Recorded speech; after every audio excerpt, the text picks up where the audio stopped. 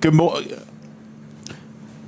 everybody. Welcome to Paul Ricard for the fourth race of the 2018 Euroformula Open season. The cars taking to the track now to start the 30-minute qualifying session that's going to set the grid for this afternoon's race as you join us on an overcast morning here in the south of France. Had very heavy rainfall late yesterday afternoon, which will have scrubbed the track somewhat, and the forecast for the rest of the day is changeable, but for this 30-minute qualifying session we should have good weather. In terms of the events of the weekend so far, well, it was Felipe Drugovich who claimed a dominant victory, there he is, in yesterday's race, 10 seconds clear at the flag of Bentley Skull, who finished second and the top rookie, with then Mateus Yorio completing the podium, and that was Drugovich's second victory of the season and has given him a fairly handy 28-point advantage in the championship coming into today. His RP Motorsport teammate Michael Benyai, meanwhile, had a somewhat disappointing afternoon as he leaves the pits because he was caught up in a first lap collision. It appeared, although the angle that we had, the instant wasn't brilliant, it appeared as if it was contact with teammate Guilherme Samaya's wheel. Anyway, it was enough to buckle the suspension on Benyai's car and force him into an early retirement. There was some great scrapping, though, all the way throughout the field in yesterday's race. And Aldo Festante, who we watch now into the Courbe du Cygne, was one of those who was in the thick of the action. Yves Baltas, in one of the three Campos racing cars, was an unfortunate race retirement, showing really brightly before he had a collision with Lucas Dunner. Baltas out on the spot, Dunner able to lift the car back around to the pits, but also into retirement. But overall, for the Campos team, it was a slightly trying day. The best of their finishers was Alex Karkozik, who came up to 7th place from the very back of the grid. But Marcus Siebert, the Argentine driver who scored a victory in the second of the races, Nestoril, at the start of the season, was hovering on the fringes of the top 10 for much of the race, unable to make as much progress as he would have hoped. So they've got 30 minutes to play with, and what we'd probably expect to see happening is that they'll use the first half of this session just to make sure that everything's working, that the setup's as they'd like, that they're understanding what the track conditions are doing, the sort of tyre pressure they want to be running. They'll then come in, bolt on a fresh set of Michelin slick tyres, and then head back onto the track with about 10 minutes or thereabouts to go. Christian Hahn, one of the three Drivex entries, was in feisty form yesterday. Hahn running in the top 6 for much of the race before being demoted late on, but it was really a very impressive defensive performance from the Brazilian. But it was compatriot Felipe Drugovich who was very much the class act, and in yesterday's qualifying session he took pole position as well by the best part of a second. So he has got, well, the rest of the field has got a fairly big ask on their hands to get any closer to Drugovich.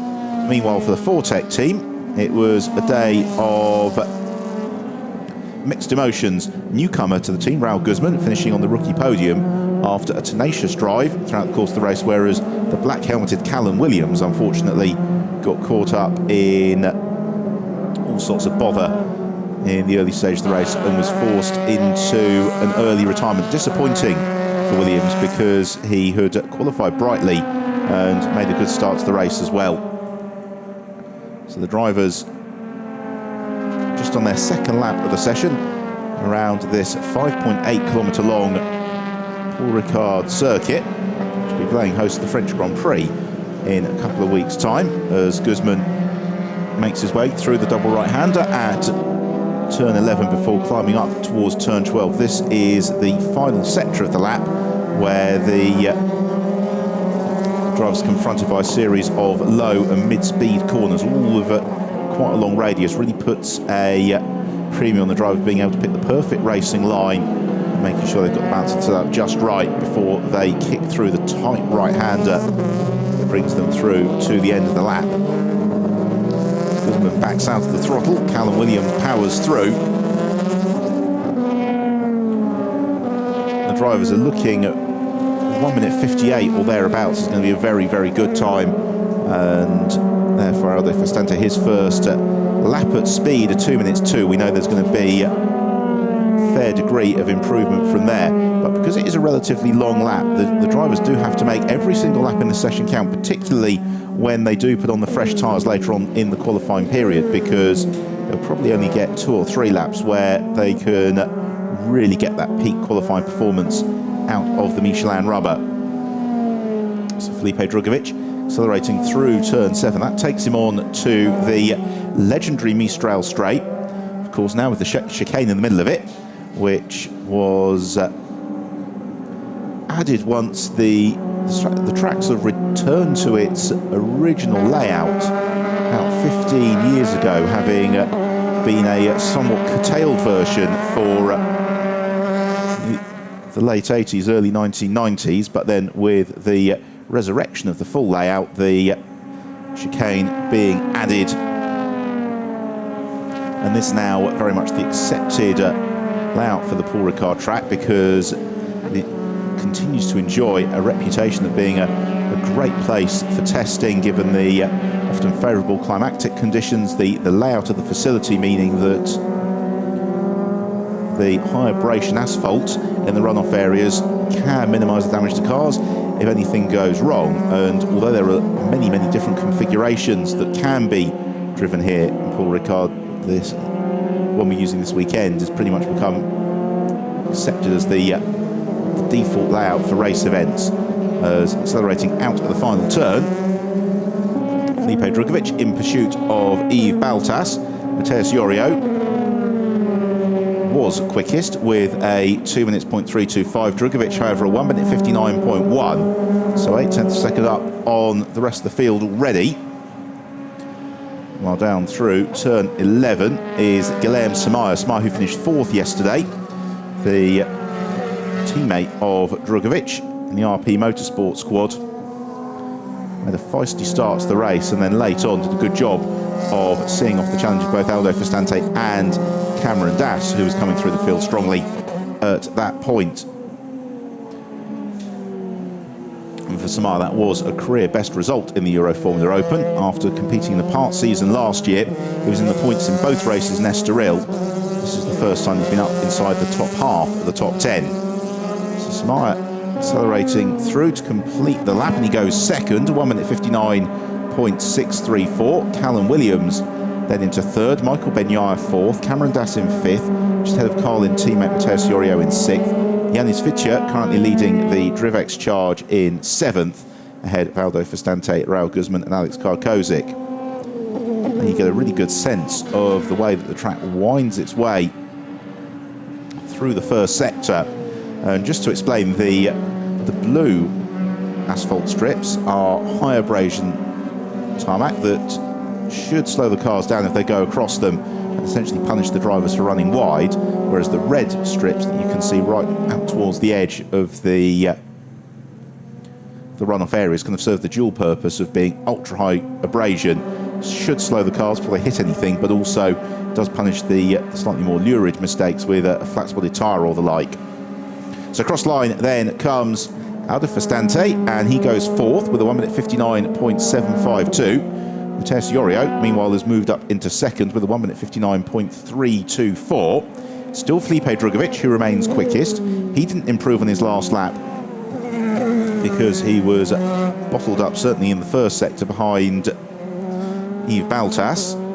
Baltas currently in 15th place. Michael Benyaya in the middle of a very good lap at the moment, as we follow the progress of his RP Motorsport teammate Aldo Festante, who again scoring a career best result yesterday, a superb 5th place. Meanwhile, at the bottom of the screen, we just track the progress of the Moroccan driver Benyaya, reigning Formula Utility NEC champion. Festante, meanwhile, making the step up from Italian Formula 4. As here comes Benyaya now out of the final turn. See what sort of time he's able to post as he comes through, and it is good enough for 4th place. 1 minute 59.342, and the field really very closely bunched in this first half of the session. As you can see on the timing column, Top four covered by just under 0.2 of a second. It's still Drugovic who leads the way, but Cameron Dass now just 18 thousandths of a second adrift. His Carlin teammate Matheus Iorio only a tenth of a second or so back from there, and then Ben Yar with a couple of hundredths of Iorio as well. But Felipe Drugovic is possibly about to shatter all of that, because he has just set the two fastest sectors of the session thus far. There, meanwhile, is the royal blue Carlin car of Cameron Dass, the American, with Guilherme Smaia in pursuit, as Iorio now goes quickest, a 1 minute 59.050. So the Carlin team may well have just found something overnight with the setup to take the fight to RP Motorsport. Let's see what Felipe Drugovic has got by way of retaliation. He's got an awful lot by way of retaliation. The 1 minute 58.223, and that puts him 0.8 of a second clear of the rest of the pack. So we're just over the 1/3 mark in the session. Drugovic then quickest, Iorio second, Cameron Dass is third, Michael Benyaya fourth, Bent Viscal up into fifth, Aldo Festante sixth, Guilherme Smaia seventh, Lucas Dunner is eighth, Marcus Siebert in ninth, from Alex Karkozik completing the top 10. It's Christian Hahn, Yanis Fitja, Callum Williams, Raul Guzman and Yves Baltas. And with the exception of Baltas, the entire pack covered by just 1.8 seconds. And before too long, they should be darting into the pits to possibly bolt on some fresh rubber, which means we can expect to see the times dipping further still in the second half of the session. But once more, it's Felipe Drugovic who just seems to be able to almost build that buffer over the rest of the field at will. Here comes Festante, meanwhile, who is certainly set for what promises to be his personal best lap of the session, and the ground that he's given away to Felipe Drugovic thus far on the lap suggests that this should be sufficient, well, there's no mistakes, to bounce the Italian up into second place. Bent Viscal has just gone into second in the Teo Martin Motorsport car with a 1 minute 58.891, so he's just shy of 7/10 now adrift of Drugovic. Stante peels out the final turn and ducks into the pits. That was an impressive in-lap from Aldo Festante and suggests that there's going to be more to come once he bolts on the new tyres. So he's the first of the drivers to take advantage of the mid-session lull. Now, yesterday we saw Michael Benyaya bouncing in and out of the pits all the way through qualifying, actually to quite good effect. He's had his best time on a near enough empty track. Carlin team watch on, both Matheus Iorio and Cameron Dass well up in the mix. Here is Iorio, the former Brazilian Formula 3 champion. And it's been an impressive start to the year so far, with 2 podiums from the first 3 races, a second place and a third place yesterday. And after a learning year with Campos last year, the switch to Carlin at the moment seems to really be paying dividends for Matheus Iorio. Whether or not today's going to be the day he can score his first victory, we'll find out. Meanwhile, here is his teammate Cameron Dass, all arms and elbows. Just finding the aerodynamic grip, even if the car goes sideways, the rear wing does its job, grounds the tail of the car, allows Dass just to keep his foot firmly in. So the pit lane now beginning to fill up. Wouldn't be entirely unsurprised if this proves to be an in-lap for Matheus Iorio, because it's just him, Bent Viscal, Callum Williams and Yves Baltas who are currently in circulation. We approach the halfway point of the session, so it might be somewhat shorter interlude in the pits than we have seen at some circuits, because with a near enough 2-minute lap, it will take them, given it's not particularly warm today, probably 2 laps to go through the heat cycle of the new rubber before they can start pushing. So that's essentially 4.5 minutes, and then they want to leave themselves enough time for 2 or 3 flying laps. So the Teo Martin Motorsport team to work on Viscal's car. Yesterday's result good enough to elevate the Dutchman up to second in the championship, and again, another driver who's had 2 podium finishes already this season. A third place and second place. He's also been unbeaten in the rookie trophy. in the opening 3 races of the year as well. So the entire field into the pit lane, and the team's hard at work changing the tyres, but also then probably plugging the laptops, having a very quick look at the telemetry from the opening stage of the session. What can they do differently? Where can they push a little bit harder? Where were they overcooking it maybe? Well, Raul Guzman joining the championship this weekend with the Fortec team. He's been racing with them in Formula Renault 2 litre racing and making the transition to just slightly more powerful machinery. Certainly yesterday's race was going well for him. Looks as if there's possibly being some adjustments being made to the rear anti-roll bars on that car, given that the engine covering was off. The Campos team as well, hard at work. They are increased to a 3-car squad this weekend, with Alex Karkozic switching from RP Motorsport, with whom he started the season and competed last year, to Campos for the remainder of the 2018 campaign.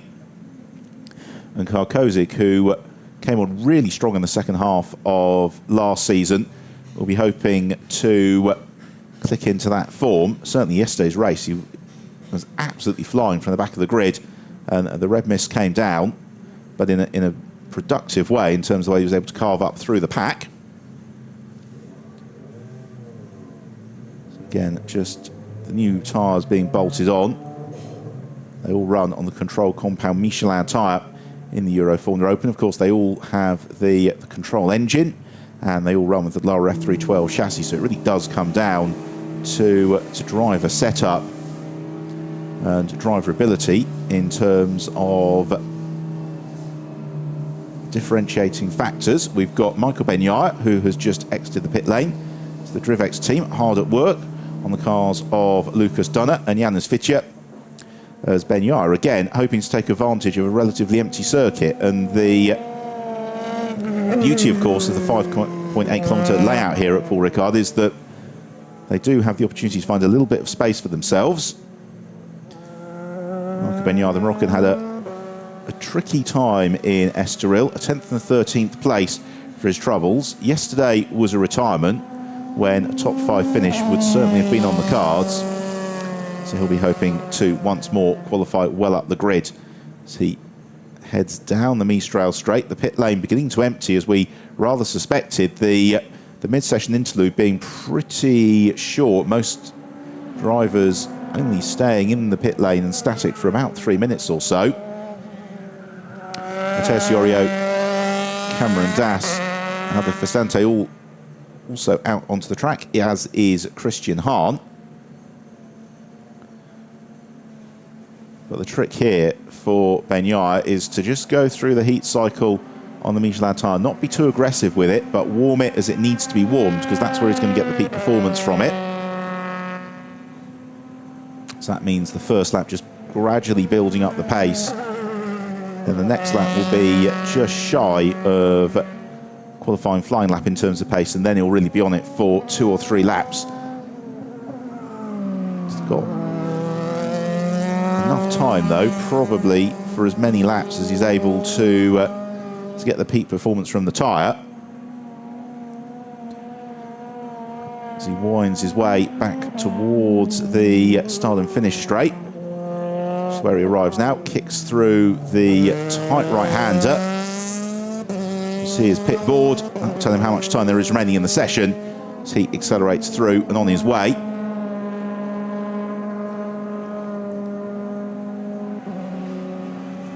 Moroccan driver who is also associated with the Venturi Formula E team. He's had the opportunity to drive that car, and a lot of eyes following his progress this season.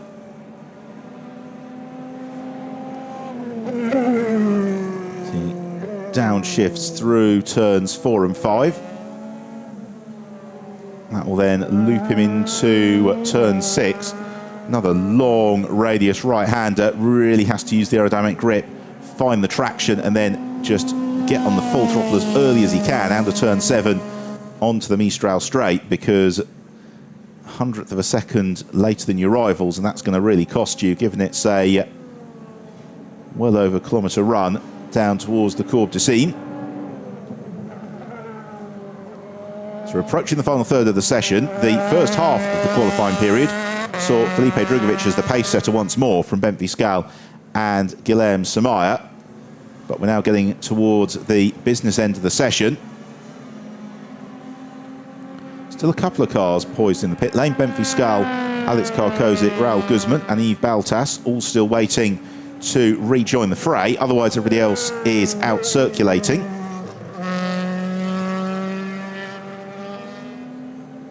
And Karkozic and Baltas also now out on track. Nobody as yet improving. They're still going through the tyre warming phase.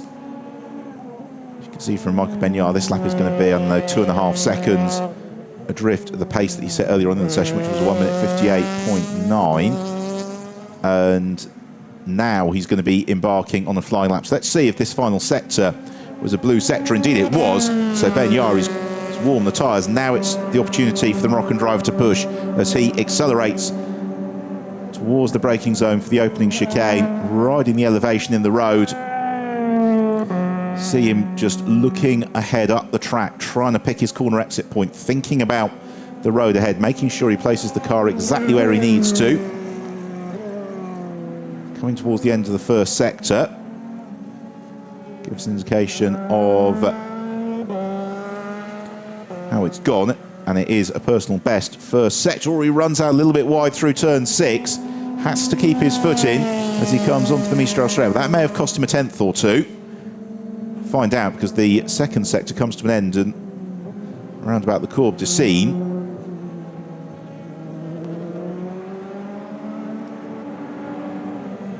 Benyard arrives into the chicane.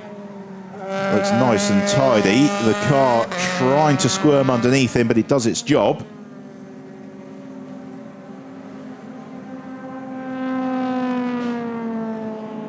Benyard, yeah, he lost half a second because of that mistake at turn 6, and that is always the challenge with these new tyres. You only get a couple of laps where they're going to give you real pole-setting pace. And then if you make a mistake on them, well, it's an opportunity that's gone away from you. Meanwhile, Cameron Dass has posted a personal best, 1 minute 58.872, goes second and is looking to continue to improve. Raul Guzman still remains in the pits. Hopefully no issues there for the Mexican. The engine covering was off. Surmise that could have been rear anti-roll bar changes. It may have been a little bit more. So Benyard is going to come through, complete this lap, and doesn't improve. 1 minute 59.1. Here's another look at the error. Not an awful lot to him, but that cost him half a second in the middle of the lap. And but for that mistake, that would have been a lap otherwise good enough to have put him into second place, which is where Matheus Yorio has now gone with a 1 minute 58.630. Although as yet on the new tyres, nobody able to better the mark set by Felipe Drugovich. Callan Williams, however, is on an excellent lap in the Fortec car. He has just done the best 2 sectors of the session. As Christian Hahn goes up into 8th, Aldo Festante to 6th. Another look at Benyard, hard at work. Yorio also on a good lap. He's just done the fastest first sector of the session. So got a lot of quick laps about to come to a close. Now here is Callan Williams, who we were just talking about. And is this going to be a lap time that's good enough to really elevate the Fortec driver up the grid? Just the run along the start and finish straight. And it's second place to Callan Williams, a 1 minute 58.627. Still 4/10 adrift of Felipe Drugovich, whom he is following on the track at the moment. Now, Matheus Yorio, another driver who is potentially looking for an improvement. Yorio up on everybody through the first sector, up on himself through the second sector. He's only 0.003 of a second adrift of Callan Williams in the fight for second position at the moment. So this might be enough to, at least temporarily, hoist the Carlin driver up onto the front row of the grid. There is 5.5 minutes to run. So the time for quick laps is rapidly slipping away as Bentley Scal now goes second, 1 minute 58.5. So that puts him 3.5 tenths of a second adrift of pole position. And Felipe Drugovich, again, looking as if he's possibly poised to absolutely decimate the field here. So if Iorio can find just 400ths of a second, then he's going to be jumping up into second place. Let's see what he can do. Accelerates through, breaks the timing beam, and does go second, a 1 minute 58.407. So that's now within 2 tenths of a second of Felipe Drugovich. But look at Drugovich already through the first 2 seconds of the lap. He is the best part of 7 tenths of a second up on the rest of the field. And once more, this is potentially going to be another phenomenal qualifying performance from Drugovich in much the same way that Harrison Scott did for RP Motorsport last year. The Brazilian just seems to be able to turn it on at will and crush the field. And we got an inkling this might be the case last year in Barcelona when Drugovich appeared as a wildcard drive. It was immediately right at the sharp end. So he accelerates out of the final turn. And what lap time is Drugovich going to offer up? A 1 minute 57.4.9 of a second ahead of the rest of the field. But there are still improvements going on behind. And Ben Fiscal is one of the drivers who is possibly on the cusp of an improvement, as is Michael Benyar. We're currently watching the Teo Martin Motorsport driver. He's in 3rd place. If he can find 2 tenths of a second, that will propel him back to the front row. So it's Drugovich from Iorio, then Fiscal, Callum Williams in 4th, Cameron Das 5th, Guilherme Samaya in 6th. Fiscal just has a little bit of a twitch on the exit of the final turn, accelerating through, across the line, and goes second, a 1 minute 58.242. Here, meanwhile, comes Michael Benyar, and that was good enough for 7th place for Benyar. The lap started well, went away from him a little bit. So with 3 minutes remaining, it is Felipe Drugovich from Ben Fiscal, then Mateus Iorio 3rd, Callum Williams 4th, Cameron Das 5th, Guilherme Samaya 6th, Michael Benyar in 7th, Christian Hahn 8th, Aldo Festante 9th, Marcus Siebert completing the top 10.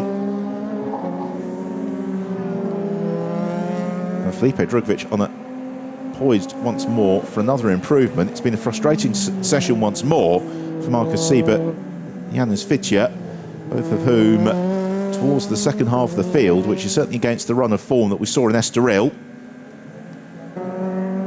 Here is Guilherme Samaya, currently in 7th place, having just been demoted by teammate Aldo Festante. Lucas Dunner goes 9th in the Drivex car. Personal best of the session for him. As here comes Felipe Drugovich, and Drugovich should improve his time here. The question is whether or not he's going to be a second clear of the rest of the pack, and the answer is not quite. 0.968 of a second. Didn't improve through the final sector, but nonetheless very, very impressive once more from Felipe Drugovich. Fiscal this weekend is really establishing himself as the best of the rest, because he is poised to make another improvement. The extent of that improvement we'll find out.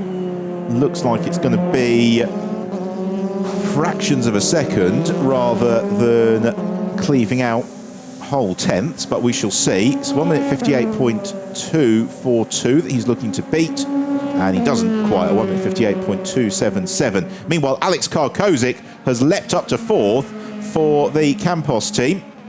It's Teo Martin and Emilio de Vallota. Watch the progress of their driver Ben Fiscal out on track. Karkozik goes 4th. Callum Williams therefore slips to 5th. Felipe Drugovich trying to make a further improvement. There is 50 seconds left in the session. Here's a look at Marcus Siebert going all sideways in the Campos car, and it's been one of those weekends where the Estoril race winner time seems to have been rather chasing it. Well, Drugovich does not need to make an improvement. There might be some improvements to come a little bit lower down the order as Cameron Das goes 4th. So Das, a 1 minute 58.561 to make it an all Carlin second row. Fastante also found an improved time to go 6th. Callum Williams, the loser in that, he's been shuffled down to 7th as the clock about to tick down to 0. There's still some drivers who might yet make some improvements. And Michael Benyai, potentially one of them. As the checkered flag goes out to bring the session to a close. Guilherme Samaya has just leapt up into 4th place, 1 minute 58.464, and once more, behind Drugovic, it is desperately, desperately close from 2nd through to 10th. They're all covered by 0.4 of a second, and from 2nd through to 13th, covered by about 0.8 of a second. So very, very fine margins throughout the field. So Raul Guzman takes the checkered flag with a slight improvement to go 14th, 1 minute 59.0 for Guzman. That was Matteo Siorio, possibly not overly delighted with the space that he got given of Bentley Scarl, and with probably good reason. Iorio was on a good lap up until that point. So Janis Fitja is the only driver who looks like he may well improve his grid position. So he comes through momentarily to complete his final lap of the session. Iorio rolls down the pit lane. Nonetheless, he's going to line up in 3rd place once more. So they've qualified actually in the top 4 places as they finished yesterday.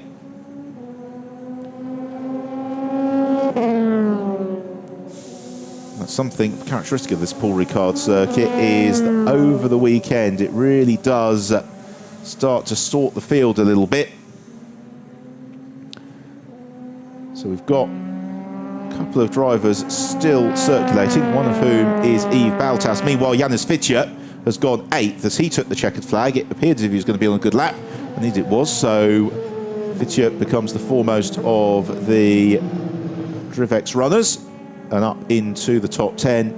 Yves Baltas appears to be unlikely to... he's not going to improve because he's already taken the checkered flag, and this is an in-lap. So I think the whole field has pretty much completed their session, and once more, it's another pole for Felipe Drugovic. Let's have a look at it then. Drugovic taking pole just shy of a second clear of Bentley Scarl, 2nd, and the top rookie Matteo Siorio, and Guilherme Samaya once more looking out the 2nd row of the grid ahead of Cameron Das and Alex Karkozic, well up in 6th for Campos. Ada Fastante in 7th, the 2nd rookie, ahead of Janis Fitja, who left it late to jump into the top 10. Callum Williams getting shuffled late on, but nonetheless a promising top 10 qualifying for the Fortec driver. Marcus Siebert rounding out the 5th row. Then Lucas Dunner and Michael Benyai on row 6, clear of Christian Hahn and Raul Guzman, with Yves Baltas completing the field. So we'll be back at 1:15 at Central European time this afternoon for the 4th race of the Euroformula Open season. Until then, it's goodbye from Paul Ricard.